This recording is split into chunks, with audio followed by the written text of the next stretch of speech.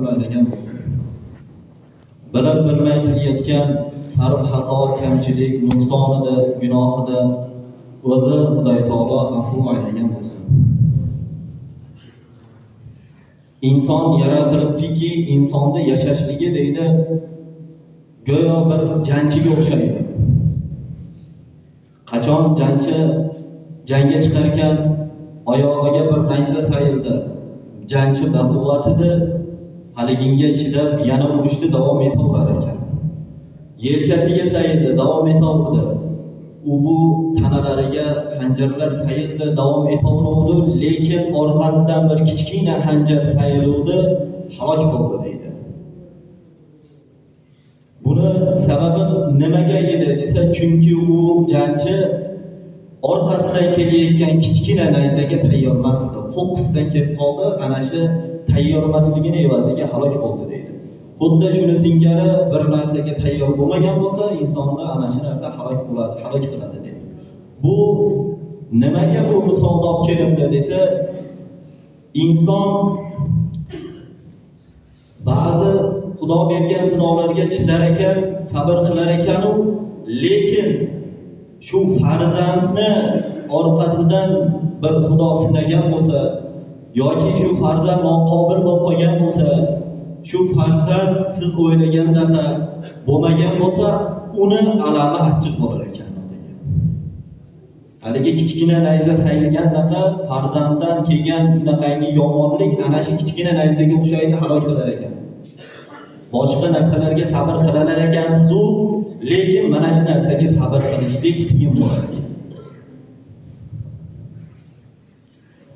Bugungi aytiladigan mavzuyimiz inshaalloh shu farzandni tarbiyasi va farzandni tarbiyasida ota-onani o'rni qanaqa. Mana shu xususida inshaalloh Alloh qodir qilganicha suhbatlashamiz. Alloh taolo bugungi qilinadigan mav'izani, bugungi suhbatni hammalarimizga shunaqangi foydali suhbatlardan bo'lishligini nasib etsin. Alloh taolo bizlarga bir qancha amallarni farz qildi. Ulardan namozni farz qildi. Ulardan ro'za edi, zakot edi, haj edi, qurbi yetgan bo'lsa, mana shu amallarni farz qildimi? Endi buni farzligi, buni muhimligi juda muhim. Qilmagan odam gunohkor bo'ladi, qilgan Xudoy taoloning roziligini topadi deb bilamizmi? Endi ana shu muhim ibodatlar, ana shu farzlarni qatorida yana bitta farz bor ekan. U farz nima edi desa, ana shu farz bolani, farzandni tarbiya qilishlik. Xuddiki boyagi farz bo'lgan amallarda hamma mo'minni boshidagi vazifasi shu farzandlarni chiroyli tarbiya berishlik, chiroyli xulq, chiroyli odob berishlik, mana shu ashnaqangi farz bo'lib hisoblanadi. Namozga bee'tibor bo'lib bo'lmaydimi? Xuddi ana shuni singari farzand tarbiyasiga ham bee'tiborchilik qilib bo'lmaydi. Namozdaqa bu ham bitta bizning ustimizdagi farz amallardan. Payg'ambarimiz alayhissalom muborak hadislarida aytadilarki, kullukum ra'in va kullukum mas'ulun an ra'iyatihi dedilar. Xuddi sizlar qo'ychiboyga o'xshaysizlar. Qo'y boqarda haligi qo'ylarni bergandan keyin oxirida hisob-kitob qilib, undan qo'ylarni so'rab olganda singari sizlar ham qo'l ostidagi oila a'zolaringga, bola chaqalaringga mas'ulsizlar. Undan qiyomatda sizlar ham so'ralasizlar deb turib Payg'ambarimiz alayhissalom muborak hadislarda bayon qilyaptilar. Ya'niki eng muhim narsa shuki, qiyomatda bu narsadan biz ham so'ralamiz. Bolani tarbiya qilmasak, bolaga chiroyli odob bermagan bo'lsak, bolamizni shunaqangi chiroyli xulq bilan xulqlantirmasak, qiyomatda mana shu narsadan so'ralasan deb turib Payg'ambarimiz alayhissalom aytayaptilar. Mas'ulsan, shunga sen buyurilgansan. shu narsani e'tiborini bergin, tarbiyasini chiroyli qilgin deb turib hadislarda bayon qilib aytibdilar. Alloh taolo muborak oyati karimada bayon qiladi: Astag'firu billah, ya ayyuhallazina amanu qu anfusakum va ahlikum nara wa quduha an-nas wal hijara 'alayha malaikatun ghiladun shidadun la ya'suna Allaha ma amarahum wa yaf'aluna ma yu'marun. Sadaqallohul azim. Ey iymon keltirganlar, sizlar o'z nafslaringizni va oila a'zo ahllaringizni do'zax olovidan saqlangizlar. Xudo taolo bu oyati karimada nimani buyuryapti desa, o'z nafsingni va qo'l ostingdagi oila a'zoingni bularni gunoh qilishlikdan, gunoh qilib uni orqasidan do'zaxga tushib qolishlikdan saqlagin. Avval o'zingni va qo'l ostingdagilarni deyapti. Bu oyatning tafsirida ularga chiroyli tarbiya bergin.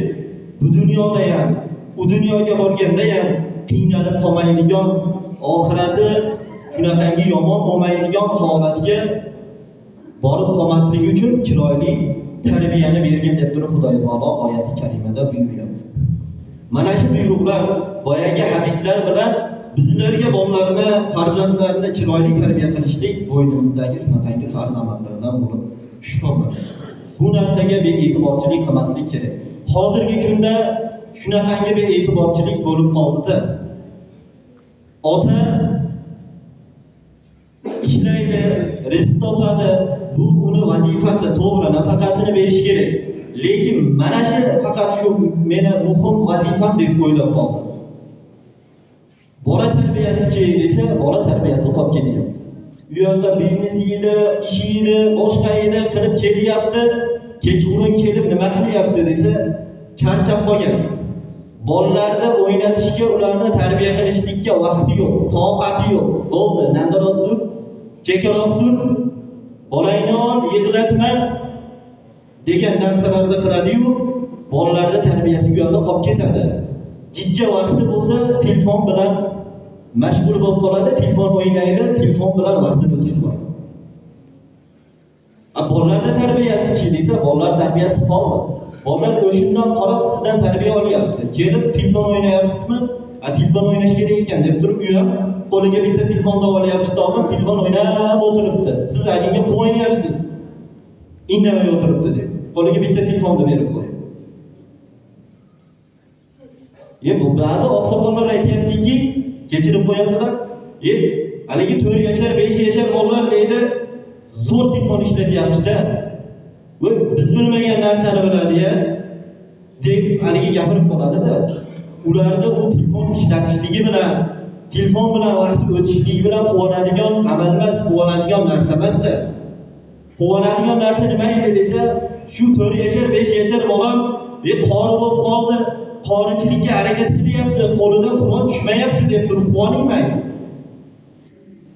Unaqa yo'q-da. Men ishlatishni bilmayman, ana shuni yo'lab zo'r ishlatadi deydi-da. Bu quvonadigan narsami? Bu achinadigan narsa. Bolalarning ongi hayotdagi musulmonlarga shunaqangi ziyon beradigan, musulmonlarni shunaqangi zaiflashtiradigan larni ishlab chiqqan narsasi bilan oldanib vaqtlari o'tib ketyapti. Bu narsa quvonadigan narsa emas, achinadigan narsa.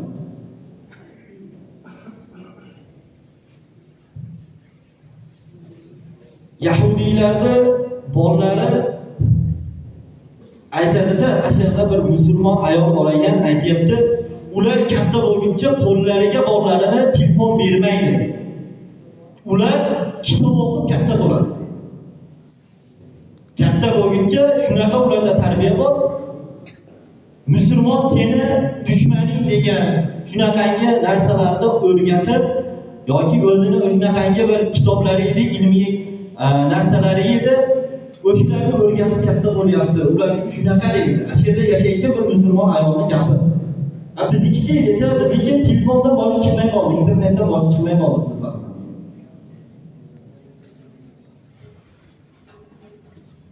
Musulmonlarni bunaqangi holatda farzandlarini o'sib qolishligi ertaga musulmonlarni shunaqangi orqada qolib ketishligi-yu, hamma narsada shunaqa ulardan past bo'lib qolishlik-yu, martabalarni tushib qolishlik-yu, taraqqiyot topmasligi kelib chiqadi. Bu narsadan ehtiyot bo'lishlik kerak. Bunga bitta dalil o'sha yahudiylarni bolalari kitob o'qib katta bo'lyapti deganimizga. Hamma yo'qlarni qo'liga o'tib ketmadimi? Hamma narsani o'shalar ishlab chiqarmayaptimi? Hamma o'shalar ishlab chiqarayotgan narsani musulmonlar foydalanmayaptimi? O'zi aslida tarixda hamma narsa musulmonlarning qo'lida bo'lgan. Boshqaruvi edi, ishlab chiqarishligi edi, tamomati edi, hamma musulmonlarning qo'lida bo'lgan bu narsa. Hozirgi kunda bo'lsa, bizni bolalar mana shunaqangi narsalar bilan chorlab qolib, hamma narsa o'sha ilm o'qigan arashlarning qo'liga o'tib ketdi. Bolalarni o'rgatish kerak, orqada qoldirmaslik kerak, ilm o'rgatish kerak, tarbiya berish kerak, sport bilan shug'ullantirish kerak bo'lsa, jismonan, aqlan baquvvat bo'lish kerak. Mana shu narsaga hozir biz e'tibor bermaydigan bo'lsak, ertaga oqsab qolamiz musulmon. Bizga ota-bobolarimiz unaqa tarbiya bermagan. Ularning tarbiyasi bilan biz tarbiyalandik. Kam bo'ldik. Endi biz o'zimizdan keyingilarga tarbiya beryapmizmi, bermayapmizmi? Mana shu narsani bir o'ylab qo'yishlik kerak-da. Beparvo bo'lmaslik kerak musulmonlar. Payg'ambarimiz alayhissalom hadislarda aytadilar: "Man nahala walidun waladahu shay'an khayran min adabin hasanin." Ota-ona bolasiga berayotgan yaxshiliklarning ichida eng yaxshisi unga bergan chiroyli odobi dedi. Nima berayotgan bo'lsangiz, nima yaxshilik qilayotgan bo'lsangiz, ularning ichida eng yaxshi berayotgan narsangiz odob bo'ladi. Eng zo'r odobni, eng zo'r odobni odoblantirib, eng zo'r xulq bilan xulqlantirib qo'ying, eng zo'r yaxshi yutuq sizda. Nimaga? Chunki farzandni chiroyli odob bilan, chiroyli xulq bilan odoblantirsak, ilm bilan, Qur'on bilan o'rgatsak, mana shuni asosida katta bo'lgan bo'lsa, inshaalloh ulardan biz bu dunyoda ham, nafaqat oxiratda ham, balki qabrga borganimizda ham ularning yaxshiligini ko'ramiz ekan.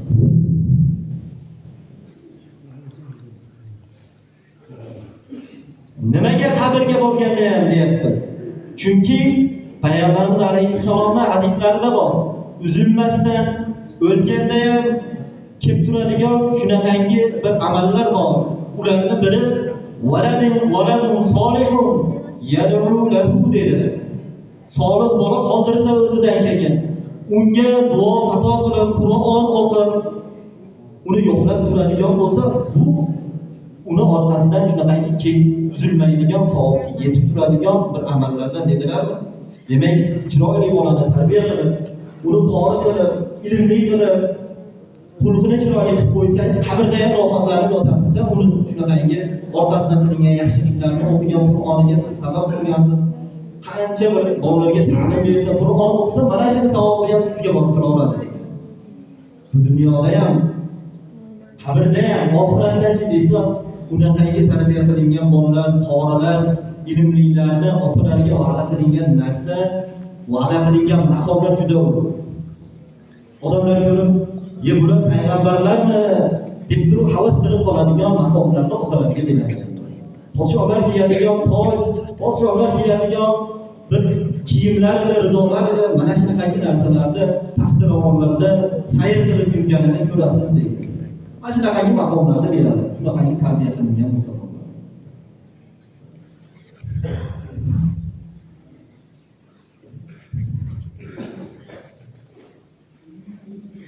Endi ota-ona farzandiga tarbiyani qachondan boshlashlik kerak degan savol.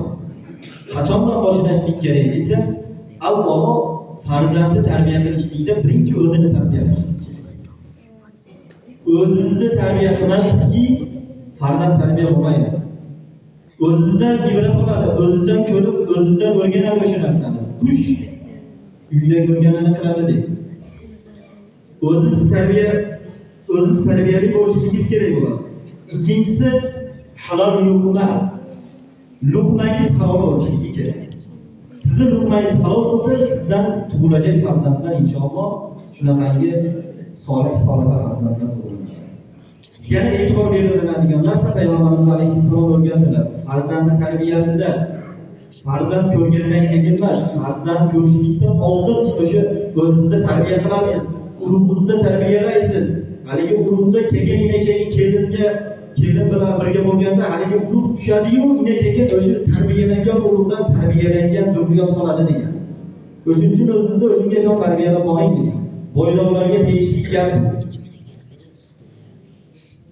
Payg'ambarimiz alayhissalom aytdilar: "Taxayyaru liyutafikum."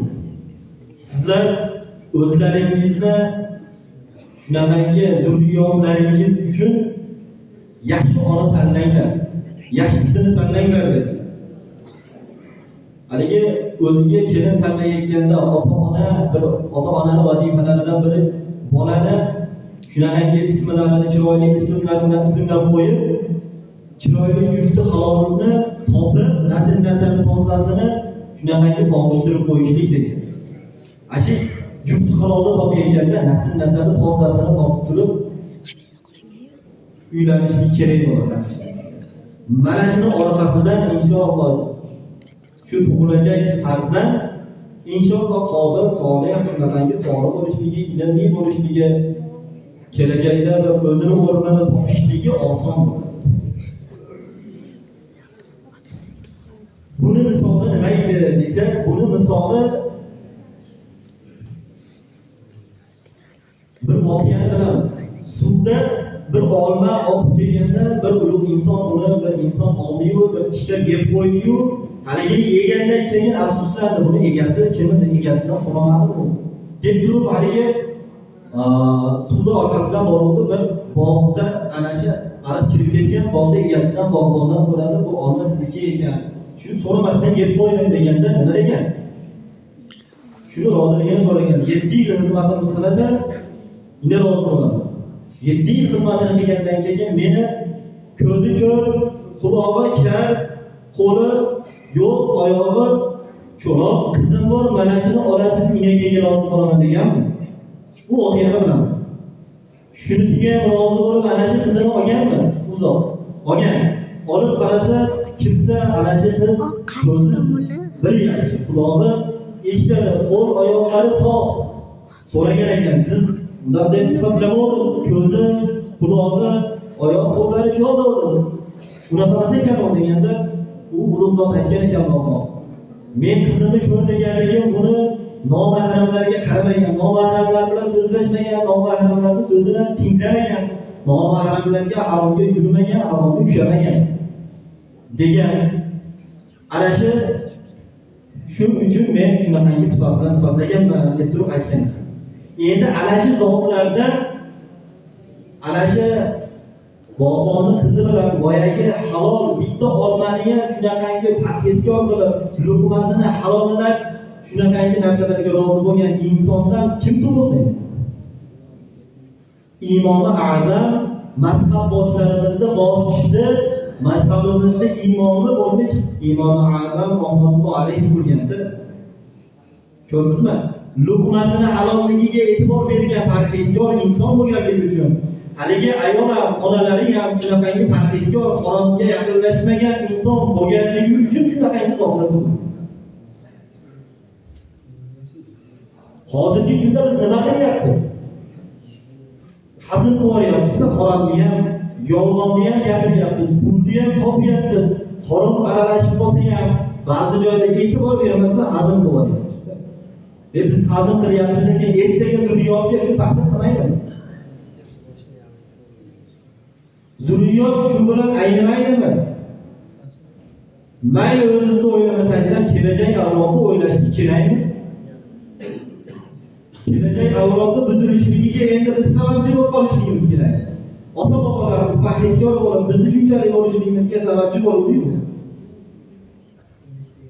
Endi biz kelajak avlodni buzishligimiz kerak.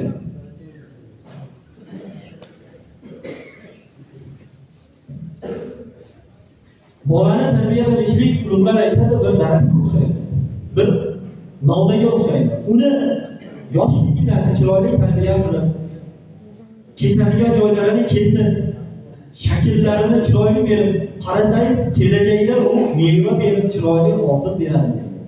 Ashini singari siz bolani ham tarbiyasida uni yomon xulqlarini tiyib, yaxshi xulqlantirib, mana shuni singari qoramasangiz, ertaga shunaqangi yovvoyi haligi daraxt shoxlagandaqa yovvoyilashib ketadi, xulqi yomon bo'lib buzilib ketadi deydi.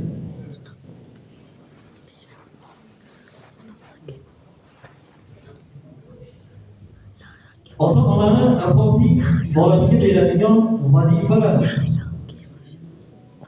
Ota-onani ustidagi shunaqangi asosiy vazifa nima edi desa, birinchisi qanday tarbiyalantirish kerak desa, birinchisi iymon va ibodatga o'rgatish kerak. Iymonli qilish kerak. La ilaha illalloh Muhammadur Rasululloh kalimasini o'rgatish kerak. Kalimalarni o'rgatish kerak ma'nolari bilan.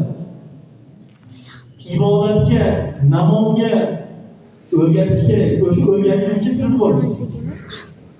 Boshqa biri emas. Bo'lib ularning ichida xosatan Fotiha surasi edi, namozga loyiq bo'layotgan kichkina suralar edi. Ana shu narsalarni o'rgatishlik ota-onaning vazifasi, birinchi vazifalardan.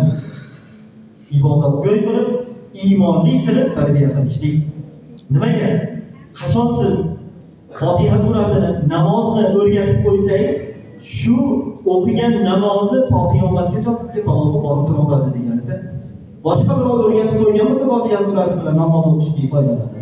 Ana shu insonga bo'ladi, uni savobi.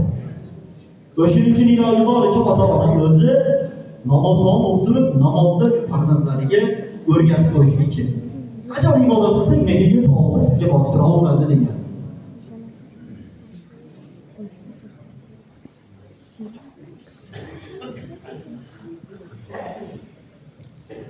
Mana shu xususida Alloh taolo oyati karimada aytadiki, astag'firu billahi wa'mur ahlaka bis-solah was-sabir 'alayha la nas'aluka rizqan nahnu narzuquka wal 'aqibatu lit-taqwa deb sallallohu alayhi va sallam. Ey insonlar, buyuringlar, sizlar ahlingizni namozga buyuringlar deydi. Va ana shu namoz o'qishligida sabr qilib, o'zingiz ham namoz o'qib, ularni ham namoz o'qittirib, shu narsada sabr qilib, ulardan shunaqangi qarab ibodatga, namozga buyurib qarab qo'yishlik kerak bo'ladi. Xudoy taolo sizlardan rizqni so'ramaydi. Biz Xudoy taolo aytadi, biz rizqni beramiz. Rizq borasida sen o'ylamagin. Va dunyo oxiratdagi yaxshiliklar taqvodor insonlar uchun deb turib Xudoy taolo. Ya'ni Xudoy taolo bu yerda aytayapti, rizq topaman deb turib, haligi rizq bilan bo'lib turib, boyaga aytganimizda bolani tarbiyasi qolib ketmasin. Bolani birinchi tarbiya qilib, ibodatga o'rgat, namozga o'rgat deb turib Xudoy taolo bayon qilgan. Rizqni biz beramiz, sen o'ylama deyapti. O bola onangni qornida 4 oyligingda rizqing qanchaligini yozib qo'yganmiz. Qayerga yugurasan, qancha yugurasan, baribir ana shu rizqni olasan deydi. Xudoy taolo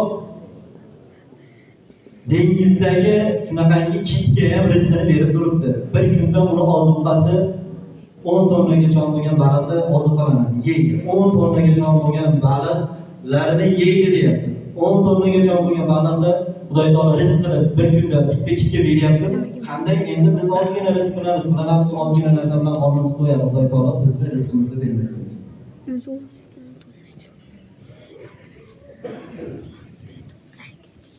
Payg'ambarimiz alayhissalom aytayaptilarki, muru awladakum bis-solati wa hum abna'u 7 sinin wadribuhum 'alayha wa hum abna'u 10 wa farriqu baynahum fil madaji'.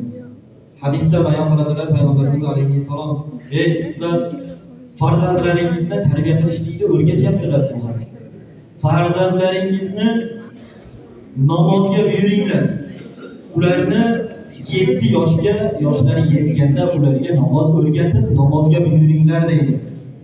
Agar 7 yoshdan 10 yoshgacha namoz o'qimagan bo'lsa, 10 yoshda unga chiroyli nasihat qilib, wadribuhum 'alayha, chiroyli nasihat qilib, bu narsaga ko'ndiringlar, o'qisin, o'rgansin. Birga turib, oldizga qo'yib, o'rgating deb turib Payg'ambarimiz alayhissalom buyuryaptilar. 10 yoshga yetganda yana nima qilish kerak desa, 10 yoshga yetganda qizini, o'g'il bola edi, o'g'illarini ajratib qo'yinglar. Yotadigan joylarini alohida qilib qo'yinglar. O'g'il bolani yotadigan joyi alohida, qiz bolanikini alohida qilib qo'yinglar deb turib bayon qildi. Mana shu narsalarni bee'tiborchilik qilmasdan hamma inson shu farzandlarga tarbiya berishlikda mana shu narsalarga e'tibor berishligi kerak bo'ladi.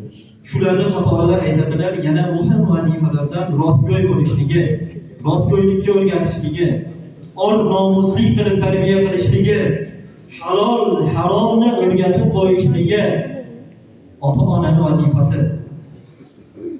Kattalarni hurmat qilib, kichiklarni izzat qilishlikni o'rgatishligi Payg'ambarimiz alayhissalom va uzotning oilalarini yaxshi ko'rishlik, ularga muhabbat qilishlikni ham singdirishligi, ana shu narsani ham olobini berishligi kerak bo'ladi dedi Payg'ambarimiz. Mana shu o'sha ota-onaning ustidagi vazifalardan biri. Yana shularning qatorida ota, ona bee'tibor bo'lmasin, farzandining ustidan chiroyli duo qilishlikda deydi. Chiroyli duo qilishlik bilan duo qilib tursinlar deydi. U duolardan biri Robbana hab lana min azwajina va zurriyyatina qurrata a'yunin waj'alna lil muttaqina imama. Robbim menga ko'zlarimni quvontiradigan jufti halol, ko'zlarimni quvontiradigan zurriyotlarni bergan degan duolarni qilib turishlik kerak. Robbi ja'alni muqimas solati va min zurriyyati robbana va taqabbal du'a degan oyatlarda o'rgatilgan mana shunaqangi duolar bor edi. Robbdan mana shunaqangi Xudoy taolodan shunaqangi duolar bo'ladi. Bolalarni chiroyli xulqlar bilan xulqlanib, kelajakda yuzlarimizni yerga qaratmaydigan qilib, ertaga Xudoy taoloning huzuriga borganda ham yuzlarimizda shunaqangi yorug' qiladigan, oxiratda martabalarimizda shunaqangi ulug' bo'lishligiga Xudoy taolo Payg'ambarimiz alayhissalom hadislarda bayon qilganlar, martabalarga yetishlikka sabab bo'ladigan farzandlarni so'rab Xudoy taolodan duo qilishlik hammalarimizni ustimizdagi shunaqangi vazifalardan biri hisoblanadi. Bu narsaga bee'tibor bo'lmaydigan jamoat bizni taraqqiyot topishligimiz, bizni o'lib o'sishligimiz inshaalloh mana shu farzandlarning orqasidan bo'ladi. Kelajak avlodni chiroyli tarbiya qilishlikning orqasidan bo'ladi.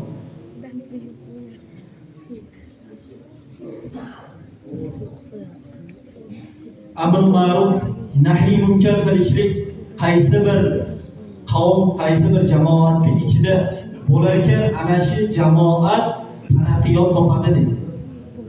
Yaxshilikka buyurib, yomonlikdan qaytarishlik qaysi bir jamoatning ichida bo'ladigan bo'lsa, ana shu jamoat, ana shu ahl, ana shu diyor, ana shu shahar ahlida ana shu joy taraqqiyot, ana shu insonlar taraqqiyot topib, kelajakda shunaqangi obro'li insonlar, shunaqangi hurmatli insonlardan bo'ladi. Xuddi shu qatorda bolalarga ham chiroyli tarbiya berishlik mana shunaqangi narsa. Bizlarni kelajakda xor bo'lib qolmasligimiz, biron qo'liga qarab qolmasligimiz, shu kelajak avlodlarimizni chiroyli tarbiya qilsak, ularga ilm o'rgatsak, odob bersak, tarbiya bersak, inshaalloh musulmonlar kelajakda aziz bo'ladi. Xudoy taolo hammalarimizga ishonch bersin.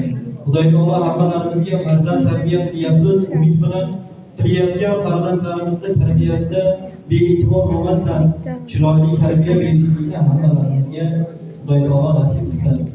Kelajakda ko'zlarimizda quvontiradigan, oxiratda esa ulug' martabalarga yetishligimizga sababchi bo'ladigan farzandlardan hammalarimizga Xudoy taolo nasib qilgan bo'lsin. Subhana robbika robbil izzati amma yasifun va salamun alal mursalin walhamdulillahi robbil alamin. ربنا لا تزغ قلوبنا بعد إذ هديتنا وهب لنا من لدنك رحمة إنك أنت الوهاب ربنا هب لنا من أزواجنا وذرياتنا قرة أعين واجعلنا للمتقين إماما برحمتك يا أرحم الراحمين.